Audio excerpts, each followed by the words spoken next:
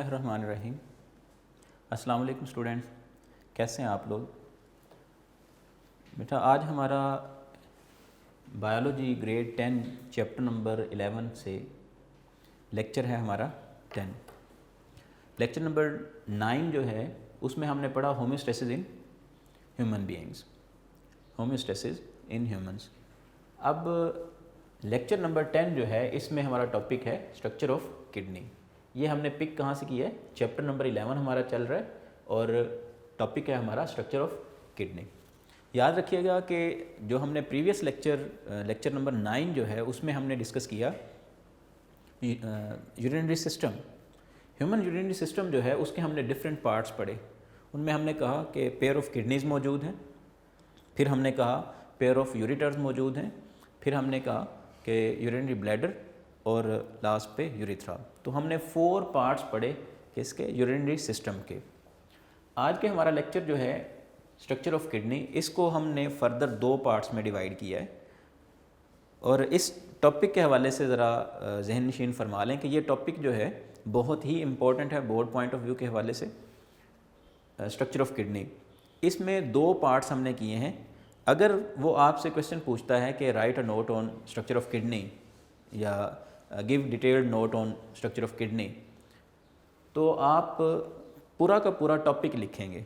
मैं आपको जो है वो बाद में निशानदेही भी कर देता हूँ, कंप्लीट टॉपिक लिखेंगे। और इसी बड़े टॉपिक में से एक मेन टॉपिक में से वो एक शॉर्ट टॉपिक भी पिक कर लेता है बाज़ दफ़ा कि write a note on structure of nephron. तो इसी बड़े टॉपिक में से वो स्ट्रक्चर ऑफ नेफ्रॉन को जो है वो पूछ लेते हैं। तो अब आप पे डिपेंड करता है कि आपने जो है वो इसको किस तरह से जो है वो सॉल्व करना है। मैं आपको मेथड बता देता हूँ कि आपने अगर वो आपको कंप्लीट पूछ रहा है स्ट्रक्चर ऑफ किडनी आपने लिखना है तो फिर पूरा का पूरा टॉपिक लिखेंगे विद बोथ डायग्राम्स, किडनी की डायग्राम और नेफ्रॉन दोनों की डायग्राम के साथ।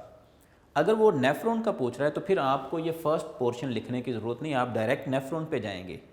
आप बात स्टार्ट करेंगे वो जो आपकी बुक में किडनी की डायग्राम बनी हुई है उसके नीचे जो है उसने मेंशन किया हुआ है कि ईच किडनी जो है it is consisted of 1 million nephron. तो यहाँ से आप बात स्टार्ट करेंगे और नेफ्रॉन का स्ट्रक्चर ड्रॉ करेंगे। अगर उसने ये आपसे पूछा है कि give the structure of nephron, अगर उसने जस्ट नेफ्रॉन पूछा है तो आपको किडनी के हवाले से डिस्कस करने की ज़रूरत नहीं है।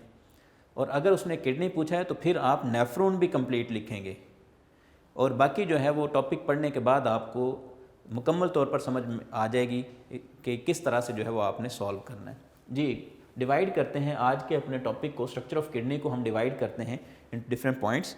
मेनली हमारे 2 पॉइंट्स बनेंगे। हम पहले नंबर पर तो डिस्कस करेंगे स्ट्रक्चर ऑफ किडनी को, तो मैं जस्ट यहाँ पे लिख रहा हूँ किडनी, और नंबर 2 पे हम डिस्कस करेंगे नेफ्रॉन को। तो इन 2 चीज़ों को हमने आज डिस्कस करना है, किडनी और नेफ्रॉन। इनकी हम एनाटमी देखेंगे, फंक्शनिंग देखेंगे, फंक्शनिंग के हवाले से टॉपिक जो है वो नेक्स्ट आएगा। इनको आज हम इनका स्ट्रक्चर देखेंगे, इंटरनल और एक्सटर्नल दोनों तरह का हम स्ट्रक्चर देखेंगे किडनी का और नेफ्रॉन का। जी, बात स्टार्ट करते हैं स्ट्रक्चर ऑफ किडनी से। उसने जो फर्स्ट स्ट्रक्चर ऑफ किडनी का जो फर्स्ट पोर्शन उसने बताया हुआ है स्ट्रक्चर ऑफ किडनी के हवाले से, उसने किडनीज़ कहाँ पे हैं उनकी लोकेशन के हवाले से उसने बात की है, कलर के हवाले से बात की। आप ऐसा कह सकते हैं कि उनकी मॉर्फोलॉजी और लोकेशन की बात की है। सो हम ये कह सकते हैं कि morphology and location of kidney. तो किडनी का आप कह लें कि सब हेडिंग जो बनेगी वो हमारे पास है जी। मेन हेडिंग हमने स्टार्ट कर दी किडनी, तो किडनी स्ट्रक्चर के हवाले से हम बात कर रहे हैं। इसमें सब हेडिंग हमारे पास बनेगी लोकेशन एंड मॉर्फोलॉजी।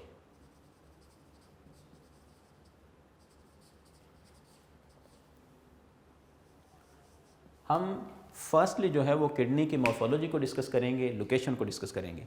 अब किडनीज़ जो हैं ये कहाँ पे अवेलेबल हैं? पेयर ऑफ किडनीज़ जो हैं, both kidneys left and right. जिस तरह से हमने लंग्स की बात की कि लंग्स जो हैं वो left and right both sides पे मौजूद हैं, इसी तरह से किडनीज़ जो हैं ये भी लेफ़्ट और राइट बोथ साइड्स पे मौजूद हैं। लेट्स से समझने के लिए आप कह लें कि ये हमारे पास ये वर्टिब्रल कॉलम है,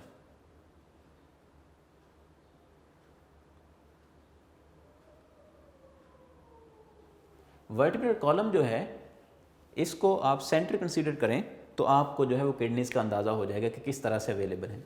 अब वर्टिब्रल कॉलम जो है वो डेफिनेटली डॉर्सल साइड पे मौजूद है।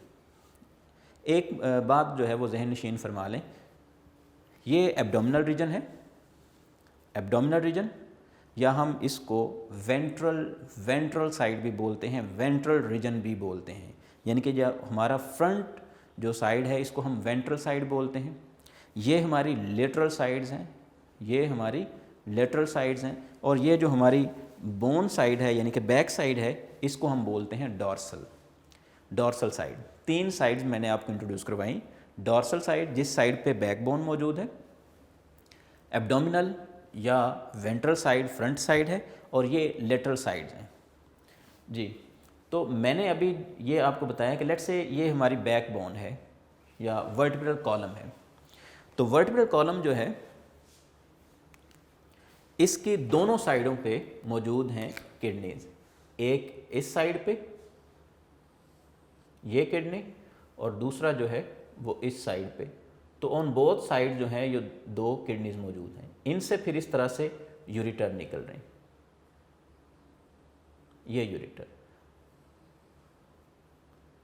दोनों साइडों से जो है वो इसी तरह से यूरिटर्स जो हैं वो निकलेंगे। अब ये 2 किडनीज हैं, आप ये देख रहे हैं कि किडनी की 2 साइड्स हैं। मैं एक बड़ा स्ट्रक्चर ड्रॉ कर रहा हूँ किडनी का ताकि हमें इस बात का जो है वो अंदाज़ा हो जाए कि कौन सी 2 साइड्स हैं, क्योंकि हमें ये डायग्राम फर्दर काम देगी जी। लेट्स से ये हमारे पास एक किडनी का स्ट्रक्चर है, ठीक है, ये किडनी का स्ट्रक्चर है। किडनी की 2 साइड्स हैं, एक कॉन्वेक्स साइड यानी कि ये जो बैक साइड है इसको हम कॉन्वेक्स साइड बोलते हैं, और ये है हमारे पास कंकेव साइड। आप लोगों ने फिज़िक्स में भी पढ़ा होगा या पढ़ेंगे कि 2 तरह के जो हैं वो मिरर्स हैं, 2 तरह के लेंसेज हैं, कॉन्वेक्स और कंकेव। तो ये साइड जो है इसको हम बोलते हैं कंकेव साइड, इसको हम बोल रहे हैं कंकेव, और ये जो रीजन है, ये जो बैक साइड है, इसको हम बोलते हैं कॉन्वेक्स साइड। अब लोकेशन की आपको समझ आएगी। आपके बुक में वो कह रहा है कि एब्डोमिनल कैविटी में ये किडनीज जो हैं एब्डोमिनल कैविटी में नंबर 1 पे तो ये फेस करते हैं, इनकी जो कंकेव साइड्स हैं, कंकेव साइड्स जो हैं ये कंकेव साइड है। तो कंकेव साइड जो हैं ये फेस कर रही हैं वर्टिब्रल कॉलम को, कंकेव साइड वर्टिब्रल कॉलम को जो है वो फेस कर रही हैं। इसकी भी कंकेव साइड जो है वो वर्टिब्रल कॉलम को फेस कर रही। दूसरी बात उसने ये कही है कि ये डायफ्राम के नीचे चेस्ट कैविटी या थोरेसिक कैविटी जो है यहाँ पे हमने पढ़ा कि यहाँ पे मौजूद है डायफ्राम। तो डायफ्राम जो है वो लंग्स से नीचे लेकिन किडनीज से ऊपर, तो डायफ्राम से नीचे किडनीज हैं और डायफ्राम से ऊपर लंग्स हैं। अब किडनीज जो हैं डायफ्राम से नीचे वर्टिब्रल कॉलम को फेस कर रहे हैं, उनकी कंकेव साइड जो है वर्टिब्रल कॉलम को फेस कर रही हैं दोनों साइड से।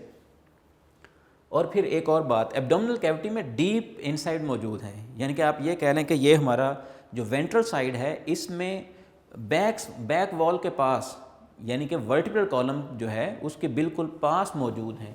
और याद रखना है कि ये पेयर ऑफ रिब्स से जो है इनको प्रोटेक्ट किया जाता है। ये जो लास्ट पेयर ऑफ रिब है हमारा, ये जो लेटरल साइड्स पे मौजूद हैं, तो इनके ज़रिए से इनको प्रोटेक्ट किया जाता है। ये लास्ट जो पेयर ऑफ रिब्स हैं वो इस तरह से इनके ऊपर जो है वो मौजूद हैं। ठीक हो गया जी। तो ये लोकेशन के हवाले से हमने बात की। मैं फिर से रिपीट करता हूँ कि किडनीज जो हैं उसकी जो कंकेव साइड है, पहले तो मैंने आपको समझा दिया कि कंकेव साइड कौन सी है और कन्वेक्स साइड कौन सी है। तो कंकेव साइड जो है ये फेस करती है वर्टिब्रल कॉलम को। तो वर्टिब्रल कॉलम जो है वो बैक वॉल के साथ, यानी कि बैक वॉल ही असल में वर्टिब्रल कॉलम के साथ। तो हमारी डॉर्सल साइड पे बैक इनसाइड एब्डोमिनल कैविटी जो है वो किडनीज मौजूद हैं डायफ्राम के नीचे। और यहाँ पे एक और बात कि जो लेफ़्ट किडनी है ये थोड़ा एलिवेटेड है, मतलब थोड़ा ऊपर की तरफ, थोड़ा हायर है as compared to right kidney. उसके बाद हम बात करते हैं, अब किडनी के फर्दर हम स्ट्रक्चर की बात करते हैं। किडनी के डिफरेंट जो हैं हम चीज़ें जो हैं उनको लेबल करते हैं कि इसका वेट कितना है, इसकी लेंथ क्या है, विड्थ क्या है, एट्सेट्रा एट्सेट्रा, इन चीज़ों की हम बात करते हैं। यानी कि अब हम लोकेशन और मॉर्फोलॉजी से आगे थोड़ा बढ़ते हैं, हम इसकी एनाटमी को चेक करने की बात करते हैं जी। तो इस डायग्राम को हम जो है वो अपने इस्तेमाल में लाते हैं इन चीज़ों को समझने के लिए। हम इसकी एनाटमी की बात करते हैं। सेकंड पॉइंट जो है वो किडनी के हवाले से इसकी एनाटमी आ गई, किडनी एनाटमी। किडनी एनाटमी में सबसे पहले तो हमें इस बात को ज़रा जहन नशीन फरमाना है कि जब हम इसका लॉन्गिट्यूडनल सेक्शन काटते हैं, ये हमारे पास है किडनी, तो हमने इसको इस तरह से लॉन्गिट्यूडनली हमने इसका सेक्शन काटना है, हमने इस तरह से इसको क्रॉस करना है। तो जब हम इस तरह से किडनी को, एक किडनी जो है लेट्स से हमारे पास इस तरह से किडनी है, तो इसको हमने दरमियान से जो है वो कट ऑफ करना है। जब हम कट ऑफ करेंगे तो अब हम ये साइड इसकी देख रहे हैं, कट ऑफ करने के बाद हम ये साइड देख रहे हैं। तो जब हम इस तरह से देखते हैं तो हमें डिफरेंट रीजन्स जो हैं वो दिखाई देते हैं जी। सबसे पहले तो इसकी ये जो कॉन्वेक्स साइड है, कॉन्वेक्स साइड जो है किडनी की, ये डार्क रेड इन कलर है। ये रीजन जो है ये डार्क रेड इन कलर है, और ये वाला रीजन जो है ये हमारे पास है, इनर रीजन जो है ये पेल रेड है, पेल रेड इन कलर। ये जब हम उसका लॉन्गिट्यूडनल सेक्शन काटते हैं तब हम बात कर रहे हैं। अब उससे पहले हम ज़रा डिस्कस कर लेते हैं कि इसका वेट क्या है ओवरऑल एक किडनी का। अगर हम इसके वेट की बात करें, किडनी वेट की, तो ये ज़रा देखिएगा, एक किडनी का weight almost 120 gram according to your book. अगर हम इसकी किडनी जो है इसकी लेंथ की बात करते हैं या हाइट की बात करते हैं, तो किडनी की जो लेंथ है ये 10 सेंटीमीटर है। इसी तरह से हम अगर इसकी विड्थ की बात करते हैं तो किडनी जो है इसकी विड्थ है 5 सेंटीमीटर। और अगर हम इसकी थिकनेस की बात करते हैं तो किडनी जो है ये 4 सेंटीमीटर जो है वो थिक है। अब ज़रा इन चीज़ों को ज़रा समझते हैं कि किस तरह से वो बात कर रहे हैं। वो ये कह रहा है कि अगर हम यहाँ से यहाँ तक मेजर करते हैं, यानी कि ये जो रीजन है, ये जो लेंथ है यहाँ से यहाँ तक, ये 10 सेंटीमीटर है। फिर वो ये कह रहा है कि यहाँ से यहाँ तक का जो फासला है ये 5 सेंटीमीटर है। 10 सेंटीमीटर, 5 सेंटीमीटर, और ये है इसकी थिकनेस। तो थिकनेस जो है ये है 4 सेंटीमीटर। फिर से मैं बात रिपीट कर रहा हूँ। हमने किडनी के हवाले से बात स्टार्ट की। हमने पहले इसकी लोकेशन और मॉर्फोलॉजी की बात की। तो लोकेशन और मॉर्फोलॉजी में हमने ये देखा कि ये बीन शेप्ड ऑर्गन्स हैं, बीन शेप्ड ऑर्गन्स हैं जो कि फेस करते हैं वर्टिब्रल कॉलम को। और फिर हमने कहा ये डायफ्राम के नीचे और लास्ट पेयर ऑफ रिब्स जो हैं उनके ज़रिए से इनको प्रोटेक्ट किया जाता है। फिर ये रेड इन कलर हैं, जब हम इनकी मॉर्फोलॉजी देखते हैं तो ये रेड इन कलर हैं। उसके बाद हमने इनकी एनाटमी की बात की। तो एनाटमी में सबसे पहले हमने ये चीज़ देखी कि हम विड्थ और लेंथ वगैरह की बात कर रहे हैं। अगर इसका वेट देखा जाए तो 120 ग्राम, लेंथ देखी जाए तो 10 सेंटीमीटर, विड्थ 5 सेंटीमीटर और थिकनेस जो है ये 4 सेंटीमीटर। ये कुछ जनरल बातें थी लोकेशन, मॉर्फोलॉजी और एनाटमी के हवाले से। अब हम डीप एनाटमी की अगर बात करें तो एक किडनी जो है इसका जब लॉन्गिट्यूडनल सेक्शन काटा जाता है तो हमें मेनली ये 2 रीजन दिखाई देते हैं, 2 रीजन हमें नज़र आते हैं। एक डार्क रेड इन कलर है और दूसरा जो है वो पेल रेड है। एक डार्क रेड रीजन है और दूसरा पेल रेड है। हम इसी निस्बत से इनको नाम देते हैं।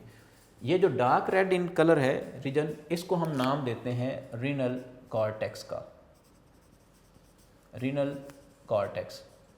अब हम बार बार जो है वो रीनल के बजाय मैं आर जो है वो एब्रिएट करूँगा, यानी कि रीनल कॉर्टेक्स। इसी तरह से ये जो पेल रेड रीजन है इसको बोला जाएगा रीनल मेडुला। तो 2 रीजन है मेनली जब हम किडनी का लॉन्गिट्यूडनल सेक्शन काटते हैं।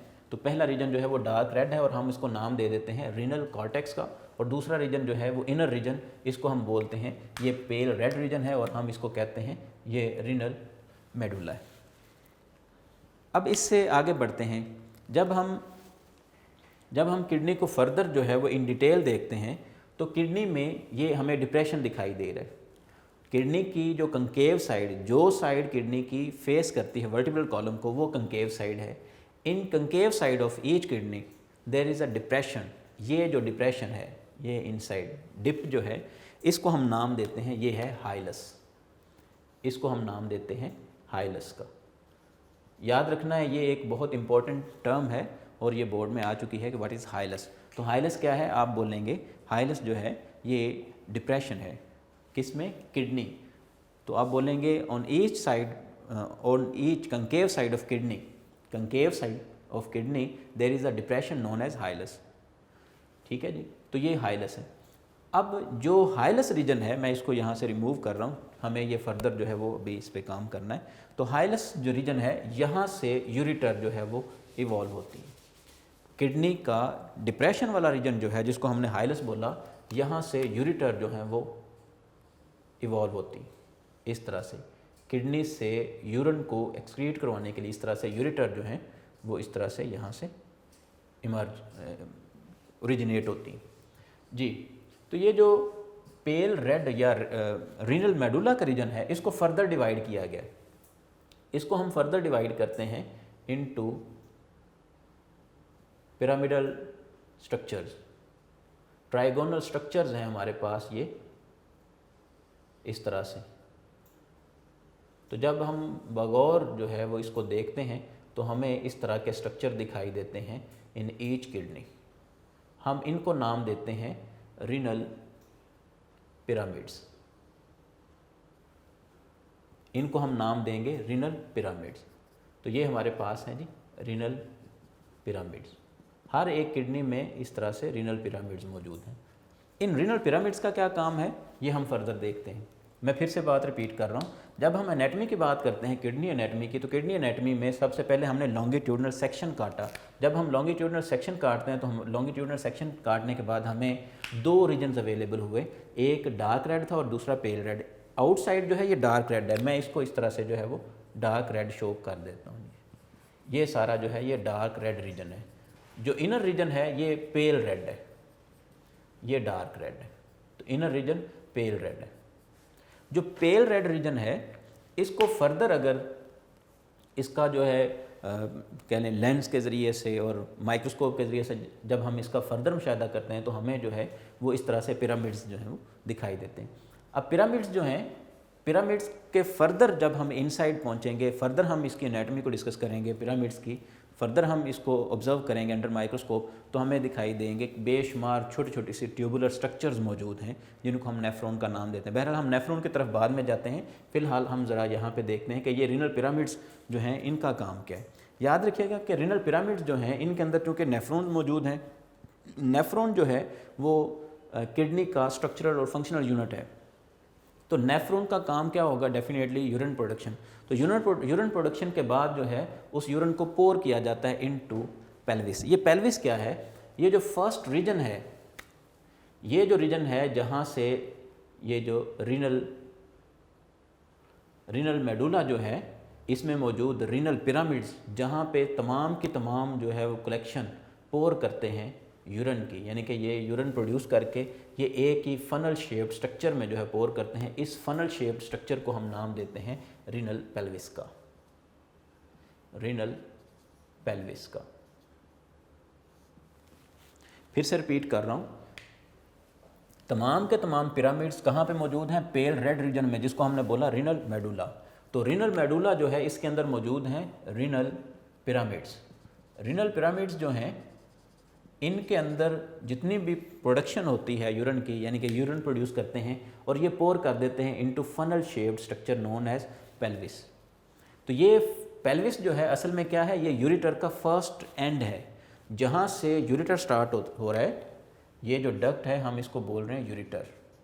तो यूरिटर का जो फर्स्ट एंड है इसको हम क्या बोल रहे हैं, रीनल पेल्विस। सो ये सारे के सारे पिरामिड्स जो हैं वो इस तरह से रीनल पेल्विस के अंदर जो है वो पोर कर दिए जाते हैं। अब यहाँ से रीनल पेल्विस जो है वो यूरिन को लेके यूरिटर और फिर फर्दर जो है यूरिनरी ब्लैडर और फिर यूरिथ्रा की तरफ लेके जाएगा। ये हमने अभी तक स्ट्रक्चर डिस्कस किया है किडनी का। अब यहाँ तक अगर ये डायग्राम जो आपकी बुक में इस तरह से उसने डायग्राम बनाई हुई लेबल की हुई है, तो इस डायग्राम तक अगर आप लिखेंगे तो ये हमारा स्ट्रक्चर हो गया, स्ट्रक्चर ऑफ किडनी। लेकिन अगर उसने स्ट्रक्चर ऑफ किडनी पूछा है तो फिर आप कंप्लीट लिखेंगे, जो हम नेक्स्ट लेक्चर को भी कंटिन्यू कर रहे हैं। इसके बाद जो है वो बात स्टार्ट कर रहा है असल में नेफ्रॉन की। अब चूंकि बात आ गई है नेफ्रॉन पे कि पिरामिड्स के अंदर जो फर्दर छोटे स्ट्रक्चर्स हैं वो नेफ्रॉन्स हैं, तो नेफ्रॉन की अगर हम बात करें, इसको भी फर्दर हम दो पार्ट्स में डिवाइड कर सकते हैं नेफ्रॉन को। जिस तरह से हमने किडनी जो है इसके लिए दो हेडिंग्स हमने बना दी, एक लोकेशन और मोर्फोलॉजी को हमने डिस्कस कर लिया और दूसरा हमने एनाटॉमी को डिस्कस कर लिया। यहाँ पे भी इसी तरह से नेफ्रॉन जो है उसको भी हम फर्दर जो है वो डिस्कस करते हैं। जी, अब हमारा सेकंड पोर्शन है, इसको हम यहाँ से स्टार्ट करते हैं। यह है हमारे पास स्ट्रक्चर ऑफ नेफ्रॉन।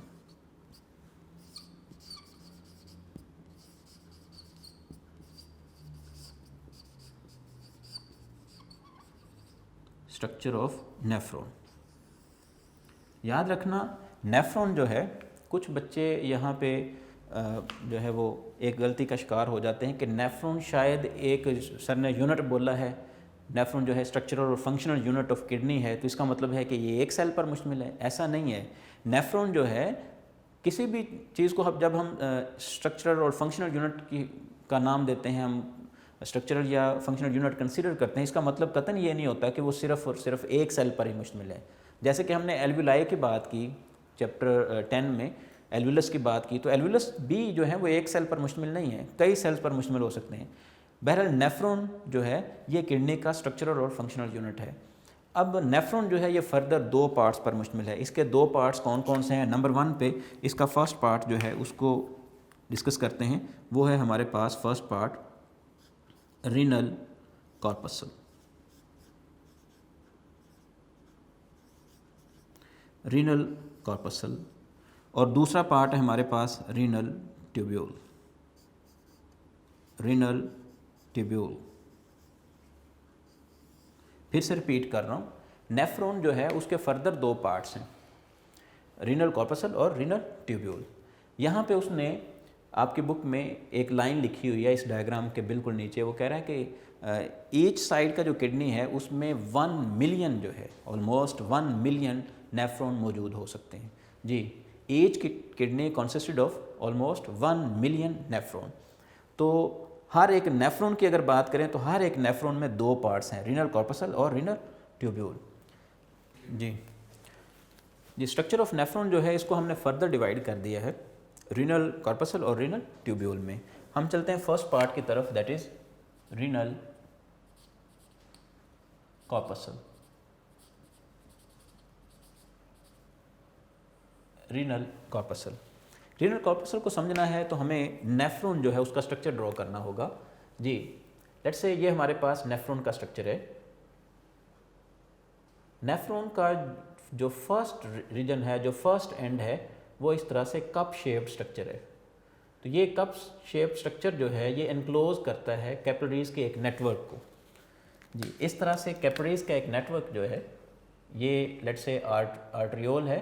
तो आर्ट्रियोल जो है ये जैसे ही इस कप शेप्ड स्ट्रक्चर में एंटर होता है तो ये फर्दर डिवाइड होके एक नेटवर्क बना देता है कैपिलरीज का। इस तरह से ये कैपिलरीज का एक नेटवर्क है।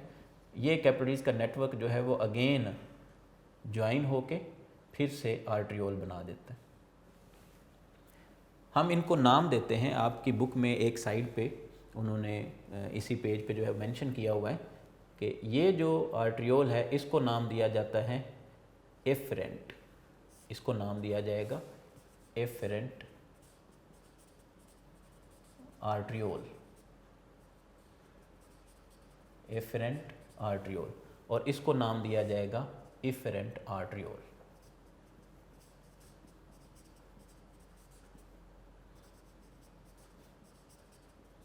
जी, इसके बाद चलते हैं, ये दो पार्ट्स मैंने अभी मेंशन किए हैं, एक ये कप शेप्ड स्ट्रक्चर और दूसरा कैपिलरीज का नेटवर्क। इनको फर्दर नाम दिए जाएंगे। जी, इसको नाम दिया जाएगा, ये जो कैपिलरीज का नेटवर्क है इसको नाम दिया जाएगा ग्लोमेरुलस। ग्लोमेरुलस। और ये जो कप शेप्ड स्ट्रक्चर है इसको नाम दिया जाता है बोमैन्स कैप्सूल।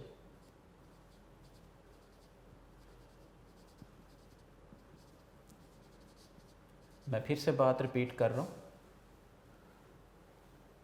Bowman's capsule. मैं फिर से बात रिपीट कर रहा हूँ, रीनल कॉर्पसल जो है इसके दो पार्ट्स हैं, नंबर 1 बोमैन्स कैप्सूल और नंबर 2 ग्लोमेरुलस। बोमैन्स कैप्सूल और ग्लोमेरुलस। जी, रीनल कॉर्पसल के दो पार्ट्स, बोमैन कैप्सूल और ग्लोमेरुलस। इसके बाद सेकंड पार्ट स्टार्ट होगा रीनल ट्यूब्यूल्स का। हमने स्ट्रक्चर ऑफ नेफ्रॉन जो है, नेफ्रॉन जो है इसको हमने दो पार्ट्स में डिवाइड किया, रीनल कॉर्पसल में और रीनल ट्यूब्यूल में। रीनल कॉर्पसल जो है इसके फर्दर दो पार्ट्स हैं, बोमैन कैप्सूल और ग्लोमेरुलस। बोमैन कैप्सूल क्या चीज़ है? बोमैन कैप्सूल असल में कप शेप्ड स्ट्रक्चर है विच इनक्लोजेस ग्लोमेरुलस। ग्लोमेरुलस असल में क्या है? ये नेटवर्क ऑफ कैपिलरीज है। जब यहाँ पे मैंने आपको समझाने के लिए बड़ा सिंपल सा स्ट्रक्चर ड्रॉ किया है, अगर आप अपनी बुक पे नोट फरमाएं तो बुक पे उसने आर्टरी और एक वीन और एक आर्टरी जो है वो जिसको हम बोलते हैं रीनल आर्टरी और रीनल वीन, वो भी यहाँ पे शो की हुई है।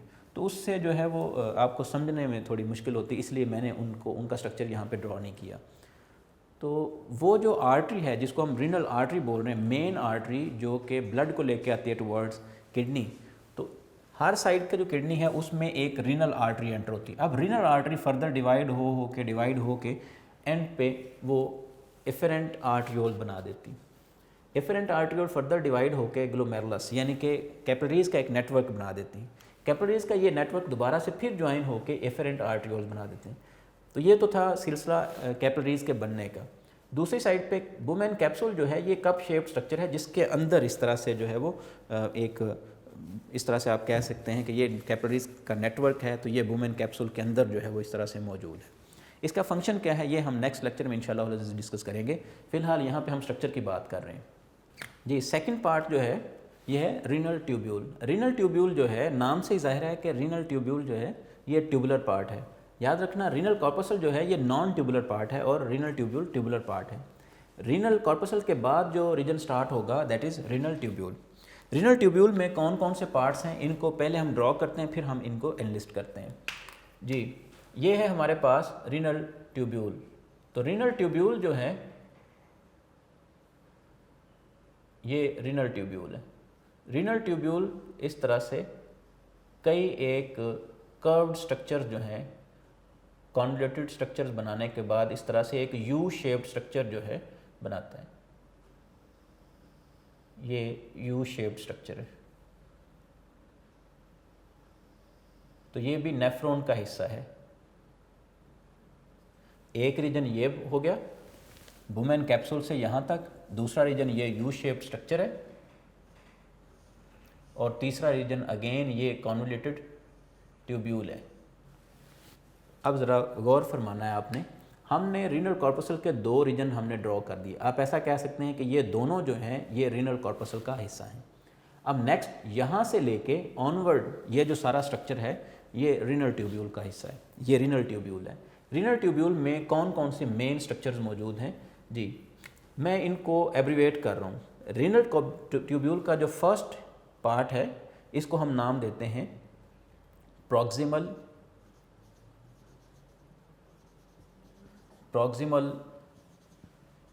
Convoluted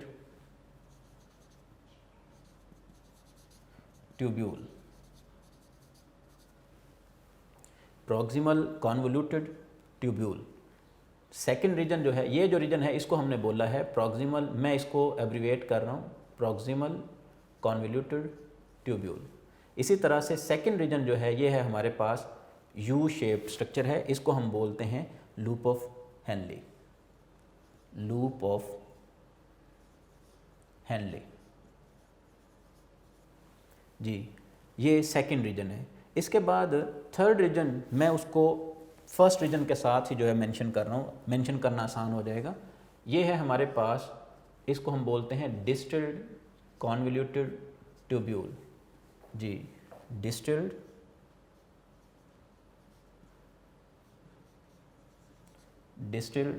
convoluted tubule. तो ये हमारे पास 3 रीजन हो गए जी। ये हमारे पास proximal convoluted tubule first region, ये हमारे पास सेकंड रीजन, और ये हमारे पास आ गया थर्ड रीजन। तो ये फर्स्ट रीजन, ये हमारे पास है सेकंड रीजन, और ये हमारे पास है थर्ड रीजन। तो 3 पार्ट्स में हमने डिवाइड कर दिया रीनल ट्यूब्यूल को। प्रॉक्सिमल कॉन्वोल्यूटेड ट्यूब्यूल, उसके बाद ये है हमारे पास लूप ऑफ हेनले, और नंबर 3 पे हमारे पास है डिस्टिल्ड कॉन्वोल्यूटेड ट्यूब्यूल। अब असल में यूरिन जो है वो प्रोड्यूस होना शुरू हो जाता है यहाँ से। यूरिन प्रोड्यूस होता है इस तरह से, ये इन ट्यूब्यूल्स के अंदर से जो है मूव करता हुआ पहुँचता है कलेक्टिंग डक्ट्स तक। ये जो renal convoluted distilled convoluted tubule हैं, ये यूरिन को पोर करती हैं इनटू कलेक्टिंग डक्ट्स। ये है हमारे पास लेट्स से कलेक्टिंग डक्ट। तो कलेक्टिंग डक्ट जो है इसमें कई एक फर्दर जो है इस तरह से कई एक नेफ्रॉन जो है वो पोर कर रहे हैं अपनी अपनी जो प्रोडक्ट है यानी कि यूरिन। तो इसने जैसे इस कलेक्टिंग डक्ट के अंदर यूरिन को पोर किया, इसी तरह से कोई दूसरा नेफ्रॉन, तीसरा नेफ्रॉन, इसी तरह से डिफरेंट नेफ्रॉन जो हैं वो पोर करते जा रहे हैं। इसको हम नाम देते हैं कलेक्टिंग डक्ट का।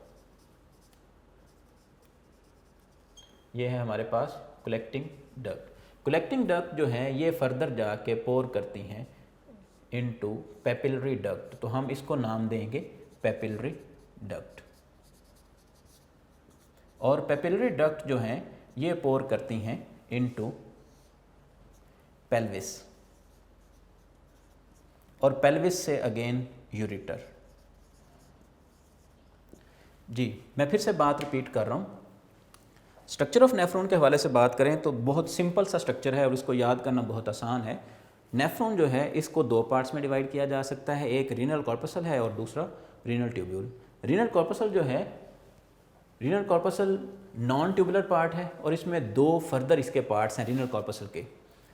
यहाँ पे रीनल कॉर्पसल का मतलब ये है कि ये किडनी रिलेटेड नहायत ही अहम पार्ट है नॉन ट्यूबुलर रीनल कॉर्पसल। तो नागज़ीर पार्ट है जिसके बगैर जो है वो फंक्शनिंग ऑफ किडनी जो है वो डिस्टर्ब। तो ये फंक्शनिंग ऑफ किडनी जो है वो रीनल कॉर्पसल पर मेनली, और सेकंड जो है वो रीनल ट्यूब्यूल पे डिपेंड करती है। अब रीनल कॉर्पसल जो है इसके 2 पार्ट्स हैं, लुमेन कैप्सूल और ग्लोमेरुलस, जबकि रीनल ट्यूब्यूल जो है इसके मेनली 3 पार्ट्स हैं। प्रॉक्सिमल कॉन्वोल्यूटेड ट्यूब्यूल ये वाला रीजन, उसके बाद लूप ऑफ हेनले सेकंड, और थर्ड रीजन ये जो है डिस्टिल्ड कॉन्वोल्यूटेड ट्यूब्यूल। ये 3 रीजन है। तो आप ये कह सकते हैं कि यहाँ से यहाँ तक का जो रीजन है इसको हम इस तरह से अगर मेंशन कर दें, ये रीजन जो है ये कहलाएगा रीनल ट्यूब्यूल। तो रीनल ट्यूब्यूल, रीनल कॉर्पसल। अब रीनल ट्यूब्यूल के एंड पे जाके फर्दर रीनल ट्यूब्यूल से भी बड़ी डक्ट स्टार्ट हो जाती हैं जिनको हम नाम देते हैं कलेक्टिंग डक्ट। तो रीनल ट्यूब्यूल जो है ये कनेक्टेड है विद कलेक्टिंग डक्ट्स, और कलेक्टिंग डक्ट्स जो हैं ये पोर करती हैं यूरिन को into papillary ducts. Papillary ducts जो हैं ये पोर करती हैं इनटू पेल्विस, और पेल्विस से फिर यूरिटर। तो ये आप ऐसा कह लें कि हर एक पिरामिड के अंदर नेफ्रॉन जो हैं वो यूरिन को प्रोड्यूस करके पोर कर देते हैं इनटू पेल्विस रीजन। पेल्विस से फिर यूरिटर, और यूरिटर से यूरिनरी ब्लैडर जहाँ पे आर्जी तौर पर इसको स्टोर किया जाता है। अब ये अभी हमने इस लेक्चर में स्ट्रक्चर की बात की है, फंक्शन की हमने बात नहीं की। ये बहुत ही इंपॉर्टेंट टॉपिक है स्ट्रक्चर के हवाले से। स्ट्रक्चर ऑफ किडनी अगर आए, मैं बात रिपीट कर रहा हूँ जो हमने स्टार्ट में बात की, स्ट्रक्चर ऑफ किडनी अगर आए आपको टॉपिक, वो कहता है कि write a note on structure of kidney, तो आपने जितनी भी हमने आज डिस्कशन की है इस लेक्चर में, लेक्चर नंबर 10 जो है ये आपने कंप्लीट जो है उसको जो है मेंशन करना है, कंप्लीट नोट लिखना है आपने। यानी कि स्ट्रक्चर ऑफ किडनी भी और स्ट्रक्चर ऑफ नेफ्रॉन भी। अगर क्वेश्चन आता है स्ट्रक्चर ऑफ किडनी तो फिर आपने कंप्लीट लिखना है, और अगर वो पूछता है कि write a note on structure of nephron, तो फिर आप ये पहले वाला रीजन जो है इसको स्किप करेंगे, फिर आप एक डायग्राम बनाएंगे और ये शॉर्टली जो है इसको आप मेंशन करेंगे। जी, तो एंड पे बेटा ये बार बार मैं बता चुका हूँ, बहुत इंपॉर्टेंट टर्म्स हैं यहाँ पे। चंद एक टर्म जो है वो मैं वर्बली बोल देता हूँ, जैसे कि किडनी के हवाले से ये चंद एक पॉइंट्स हैं, MCQs में पूछे जा सकते हैं। वेट क्या है, लेंथ क्या है, विड्थ क्या है, थिकनेस क्या है। फिर इसकी रीनल पेल्विस पूछा जा सकता है। फिर इसी तरह से रीनल पिरामिड्स के हवाले से पूछा जा सकता है। रीनल कॉर्टेक्स, रीनल मेडुला के हवाले से पूछा जा सकता है। और ख़ास तौर पर हाइलस जो है उसके हवाले से पूछा जा सकता है। फिर इसी तरह से रीनल ट्यूब्यूल के जो हैं वो डिफरेंट पार्ट्स के बारे में पूछा जा सकता है। रीनल कॉर्पसल जो है इसके डिफरेंट पार्ट्स के बारे में पूछा जा सकता है। तो कई एक शॉर्ट क्वेश्चन बन रहे हैं। और इसी तरह से डायग्राम्स जो हैं बहुत इंपॉर्टेंट हैं। बायोलॉजी में विदाउट डायग्राम जो है वो आपको मार्क्स नहीं मिलते। डायग्राम अगर एक क्वेश्चन जो है वो 4 मार्क्स का है तो ऑलमोस्ट 1 मार्क का जो है वो डायग्राम होती है। तो इसलिए आपको जो है वो डायग्राम्स के हवाले से भी जो है फोकस करना चाहिए। तो आपके पास अभी मौका है, आप डायग्राम जो है उनकी प्रैक्टिस करें। एग्ज़ाम से पहले पहले आप जितनी ज़्यादा प्रैक्टिस करेंगे उतनी परफेक्शन आती जाएगी। आप बार बार डायग्राम को जो है वो ड्रॉ करें। तो इस आज के लेक्चर में 2 बहुत इंपॉर्टेंट डायग्राम्स हैं। एक किडनी का स्ट्रक्चर है और दूसरा जो है वो नेफ्रॉन का स्ट्रक्चर है। एंड पे एक आपको नसीहत करना चाहूँगा लेक्चर के एंड पे कि प्रीवियस लेक्चर में हमने 2 लेक्चर में मैंने आपको विद एग्जांपल समझाया कि अदब क्या है, रिस्पेक्ट क्या है। आज के लेक्चर में एट द एंड मैं आपको एक नसीहत करना चाहूँगा कि बेटा आप कंजम्पशन जो है वाटर की उसको मिनिमाइज़ करें। हदीस मुबारका का मफ़हूम है कि अगर कोई शख्स जो है वो नदी के किनारे हो, अगर नहर के किनारे भी हो, दरिया के किनारे हो, तो तब भी जो है वो वाटर के जो मिस यूज़ है, कंजम्पशन है, उसको मिनिमाइज़ करे। पानी का जो इस्तेमाल है उसको कम से कम करे। आप सल्लल्लाहु अलैहि वसल्लम से पूछा गया कि क्या कोई शख्स जो है वो दरिया के किनारे पे हो तो तब भी पानी का इसराफ़ होगा? तो आप सल्लल्लाहु अलैहि वसल्लम ने फरमाया जी, यानी कि पानी जो है उसको जो है वो कम से कम इस्तेमाल करना है। आप लोग 10th के स्टूडेंट्स हैं बेटा, आप केमिस्ट्री के चैप्टर्स में जाके पढ़ेंगे। वाटर का आपका एक चैप्टर है केमिस्ट्री का, उसमें भी इस हवाले से जो है वो बहुत अवेयरनेस दी गई है। तो वहाँ पे जाके आप पढ़ेंगे कि हमारे जो इस्तेमाल का पानी वो तो बहुत कम है। 97% वाटर जो है वो तो ओशनिक है। फिर जो बाकी 3% है उसमें से 2.1% जो है वो ग्लेशियर्स वगैरह हैं। तो बाकी जो हमारे पास बचा है 0.9%, उसमें भी कुछ ये क्लाउड्स वगैरह हैं, ठीक है, उसमें से भी फिर बहुत सारी दूसरे फ्रैक्शंस निकल जाते हैं। तो हमारे इस्तेमाल का जो पानी है वो जस्ट 0.2% के अराउंड अबाउट है। तो इतना कम पानी है हमारे इस्तेमाल के लिए। तो पानी की कंजम्पशन जो है उसको मिनिमाइज़ करें। जितना कम आप इस्तेमाल करेंगे, इसके बारे में भी सवाल किया जा सकता है, इसके बारे में भी यकीनन अल्लाह ताला सवाल करेंगे। ये भी नेमत का जो इसराफ़ है इसके बारे में पूछा जाएगा। सूरह मुल्क पारा 29 है हमारा, कुरान मजीद का पारा जो है वो 29, और सूरह मुल्क जो है फर्स्ट सूरत जो है उसके आखिरी आयत में अल्लाह ताला सवाल करते हैं, कुल अरायतुम इन अस्बह माउकुम गौरन फमय्यातिकुम बिमाइन माइन, कि कौन तुम्हारा मुआवन मददगार होगा अगर ये जो ज़मीन का जो पानी है इसको खुश्क कर दे। यानी कि अल्लाह ताला ने, मैंने इस आयत का मफ़हूम आपको बताया है कि अल्लाह ताला इस आयत में ये सवाल कर रहे हैं कि अगर इंसान के लिए जो पानी है इसको खुदा ताला उसके इस्तेमाल से हटा लें, यानी कि इसको ज़मीन जो है वो जज़ब कर ले, तो कौन है जो मुआवन मददगार हो जो तुम्हें साफ़ पानी मुहैया करे।